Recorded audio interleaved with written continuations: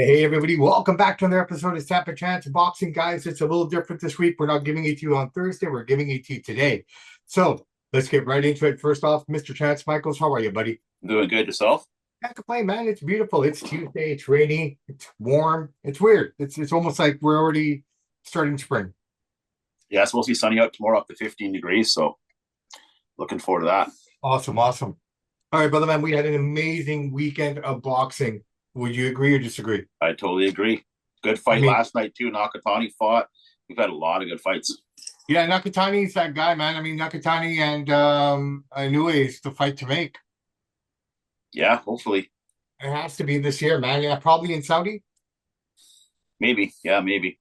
right? I think Inoue has one fight lined up already. I'm not sure who it's against, but I think that's in Vegas. Yeah, he's And fighting in then, Vegas in April. yeah, and then the next one would be up in Saudi Arabia. But speaking of Saudi, Riyahd season, Turkish Ali Sheikh, His Excellency pulled it off again, man. What an amazing night of fights right from the beginning to the end.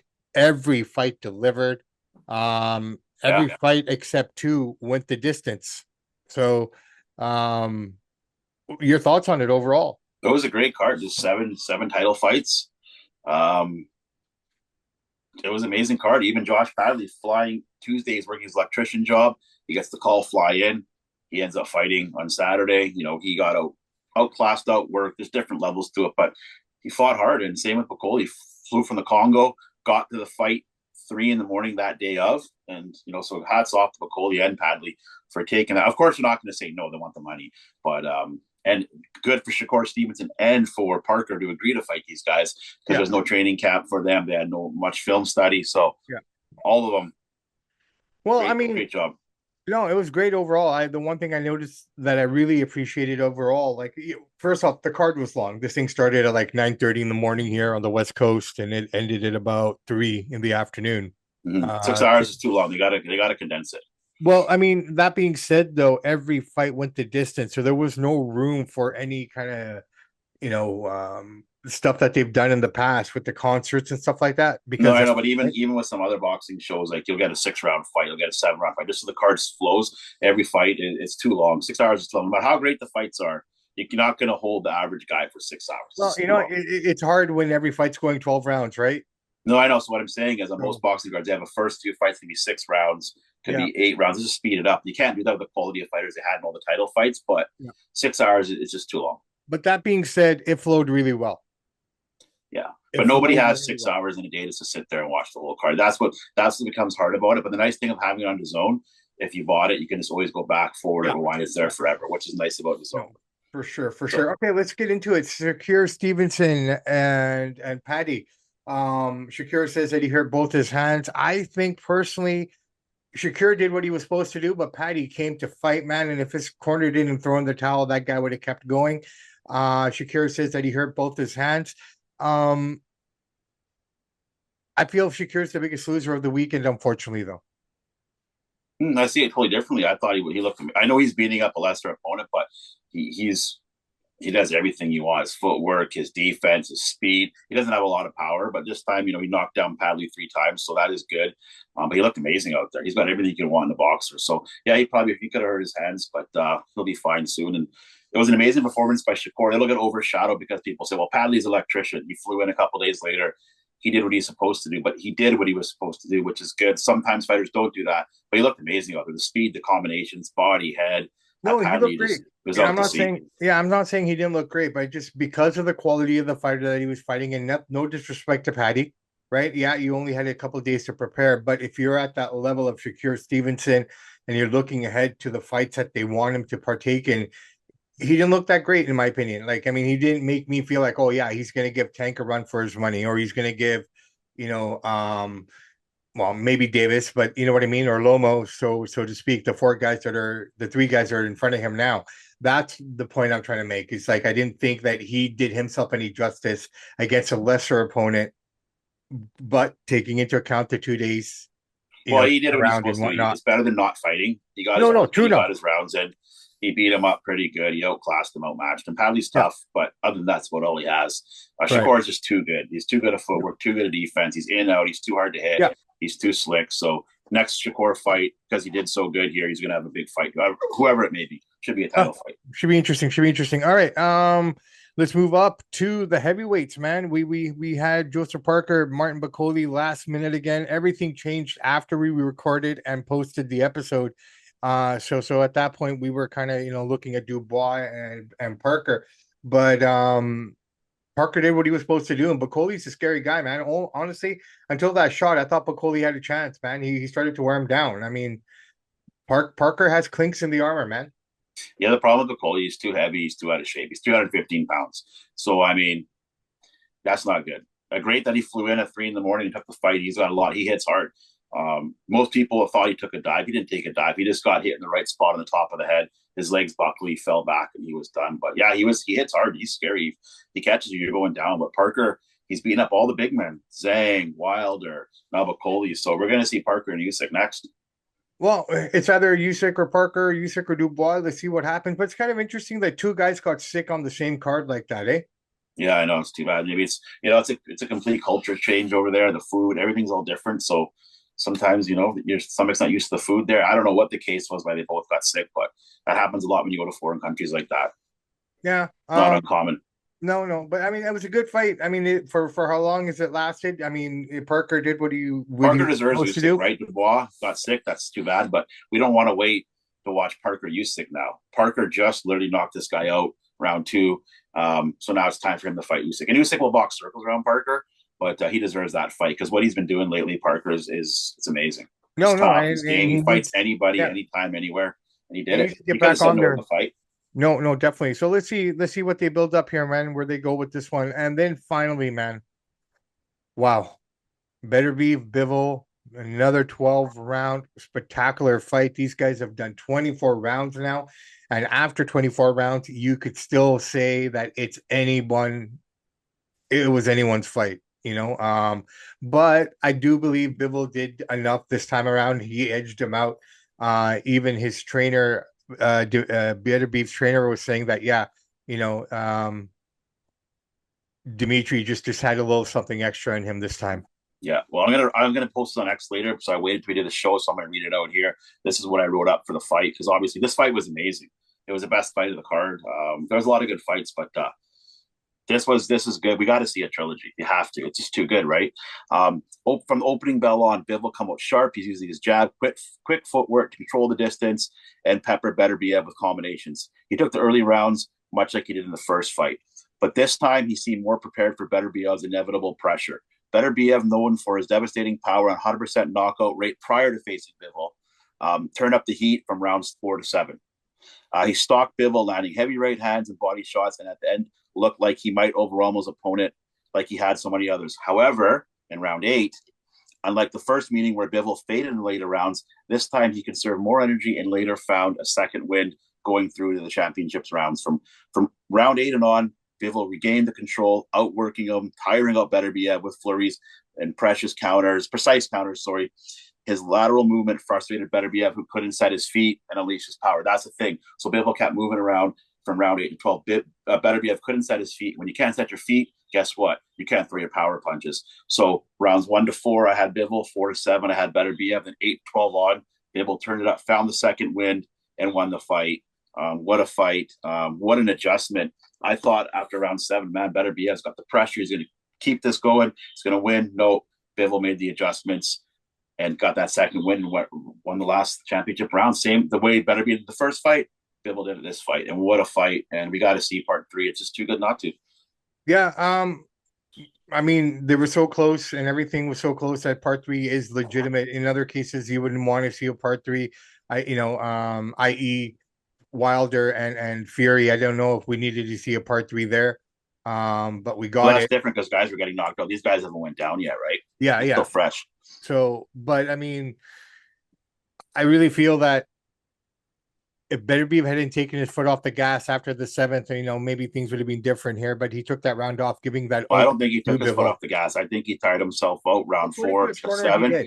And According to then his trainer, he did. Bivol's game plan was to absorb the middle rounds this time because they lost the fight last time because Bivol got tired at the end. This time he Sure. absorbed those middle rounds, turned it up. Beterbiev was gassed, and that was the difference in the fight. And Beterbiev is 40. People forget that. They're just catching up to him a little bit. According to his trainer, though, in an interview that I heard last night, that he said that they felt that he did take off that 8th round, which opened the door. I think, yeah, well, the AK, he's just too tired. He didn't, I don't think he wanted to take it off. He was just gassed, punched himself out, relentless pressure those rounds, and he just couldn't keep going. And they got a guy in there massaging his legs in between every round for Bivol as well. So they added that element as well. That one guy's job was just to massage his legs in between rounds. Yeah. So, and then I think the one interesting thing was the fact that in those rounds where where Beterbiev was dominating, it felt like something was wrong with his right hand. He wasn't throwing his hand at all, so I don't know if that was just to kind of conserve his energy, or did he have an issue with his hand? I don't know. I haven't heard anything. I don't think he gets, like I was saying, he couldn't get his feet set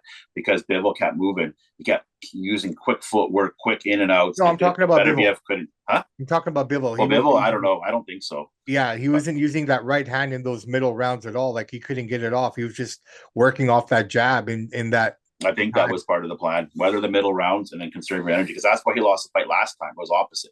This time, I think the one benefit is he knew what his power felt like going into this fight as well. So he could prepare accordingly. He could take it.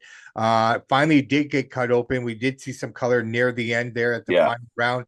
That 12th round was Beterbiev's round, but I mean, I think obviously Bivol did enough. So, do you have a problem with the decision, or are you okay? No, Bivol won. Like I said in the breakdown there, Bivol won the fight. Beterbiev won the first fight. Bivol won this fight. The judges had it right both times. There will be a round 3. Part 3. It's just too good not to. There's too much money involved, and the fights, not like they're boring fights. They're so good. They're classic fights. You got to have a winner. You can't have one and one never fight again. You got to settle this, especially how good these guys are. So we're going to see part 3. Next fight will be both. Benavidez, you just have to wait. I'm sorry, dude. You needed Beterbiev to win to fight. You're gonna have to wait. Well, let's see what happens, man. Let's see how they play it out. I mean, we have a lot more boxing to go. Let's see what they come up with. Riyahd season, $25, right? $25.99. Yep. Wow. Now moving over to what's happening this weekend, they're charging $80 for Tank Davis against Lamont Roach. Lamont Roach. Sorry. $80, man, and the card's okay. I mean, you got Venezuela on there against what's his name, Junior. Venezuela fighting. He's on the card as well. Venezuela against Junior. What's his? I don't know. Gary Russell Jr. Okay. They're on that card as well. So I mean, it's not a spectacular card by chance, but $80 for Tank is worth it. Well, he is one of the best fighters in the world. He does have a big. He's a top 5 pound for pound fighter. I mean, he has a big following, so they should get a couple 100,000 buys. Would you buy? I mean, we got to remember the zone is $25.99, but you have to pay the $40 a month subscription fee to get that $25.99 fight. You can't just sign into the zone and buy the fight. You have to be a paid member of the zone to get the fight. So the zone, if you pay the $40 subscription fee plus your $25.99, you're still paying $65. $40 for the zone, yeah. I thought it was like $9.99. No. Everything's Netflix is going up too. They're going to be up $40 soon. Because they're bringing in so much extra stuff, and you bring in WWE and all that kind of stuff, you got to pay these guys. So they bring in more content of higher value, and your subscriptions have to go up. Interesting. Yeah. Well, I didn't know about that. I didn't know. Wow, $40 for the zone. Well, you get all the soccer, you get all the football, you get a lot of free boxing cards, there's a lot of Golden Boy, and some free fights on there. So I guess if you like boxing, it's worth it. But if you're just casual with it, then it's not. Yeah. All right, so let's take a look at this fight, man. A lot of people are saying that this is just a glorified prospect going in there with Tank, and he doesn't stand a chance. Lamont has been training with some heavier guys and heavy punchers to prepare for this. Do you see an upset here, or do you think Tank's just going to run through the guy? No, Tank's too good. Tank's one of the best fighters in the world. There's no upset here. Now, Lamont Roach is a game fighter. I mean, he's on a 6-fight win streak. He last fought. He's got the title. 130 pound, an 8-round KO over Fagora McCory there. I mean, he's a game fighter, but he's not on Tank's level. Who is on Tank's level? 4 or 5 guys in the world.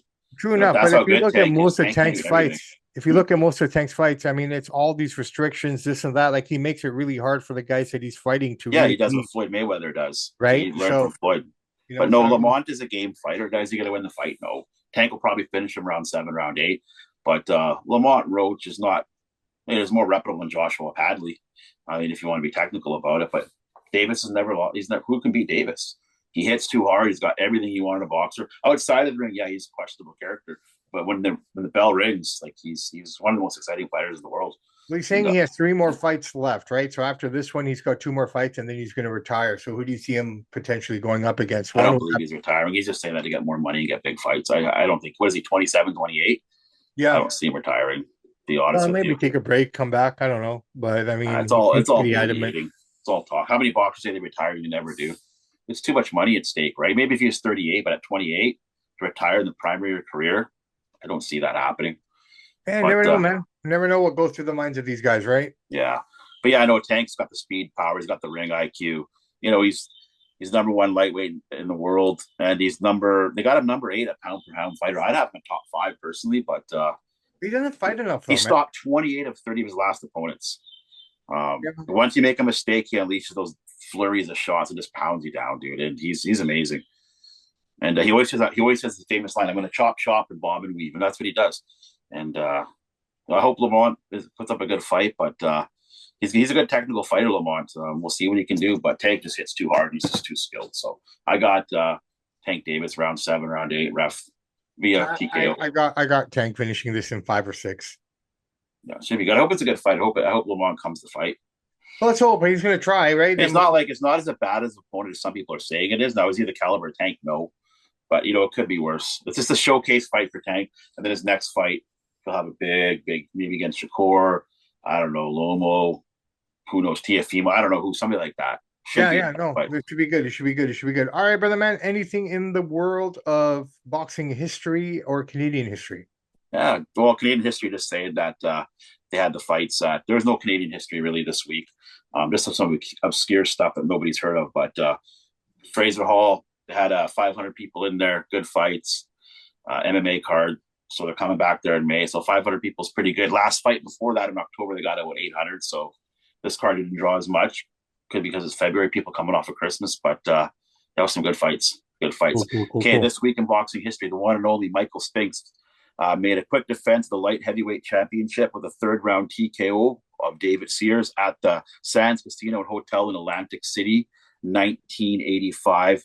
On this week in boxing history, Spinks took 2 rounds to measure the challenger before sending him down with the right hand in round 3. When Sears got up, Spinks unleashed a fury of action until the fight was halted. Those are the good old days, man. Those are good old days for Michael Spinks before he got his ass handed to him by Tyson. Good fighter, though. Had a great career. I know Tyson got him, but overall was a great fighter. If you listen to him talk now, he has severe CTE. He's very speech is slurred. Slow speech, but good guy, and it was a great fighter, and he still trains fighters, and it's a great fighter. Just that's always got outshot by Mike Tyson. He got rocked, but you know what I mean. Like actually, before that fight, Muhammad Ali said Michael Spinks is going to beat Mike Tyson. That's how good Michael Spinks was. Yeah. Ali predicted Tyson will lose to Michael Spinks. If that didn't happen, that's how good he was. So he was good. Yeah. No, definitely. All right, brother man. Look, we've had a great weekend of boxing. We got a good card here as well. Gary Antoine Russell, and as well as also on that card, Sandor Martin's also on that PBC card as well. Decent card. It's a decent card. It's not what we just got, but it's a decent card. I still question $80 though. I just think for the value of it, and I know that's the price of the pay-per-view, right? Yeah, it's just a little overpriced considering what we just got, but I mean. That's just my opinion. But yeah, man, I'm Bobby Sampson. He's Mr. Chance Michaels. Under the words of the great AC/DC, those that download, like, and subscribe to the podcast, we salute you. We do salute you guys. Listen, you know what? Guys, work hard, have faith, and have patience. That's the name of the game. As long as you follow those simple principles, you will become successful. It takes time. Nothing's done overnight. The only thing that could happen overnight is you winning the lottery. And that's really rare as well. So stick to the path, work hard, fulfill your dreams, follow your passions, don't listen to naysayers, and don't believe the negative hype. That's bottom line. Only you can achieve your goals. No one else can do it for you. Samp and Chance are out.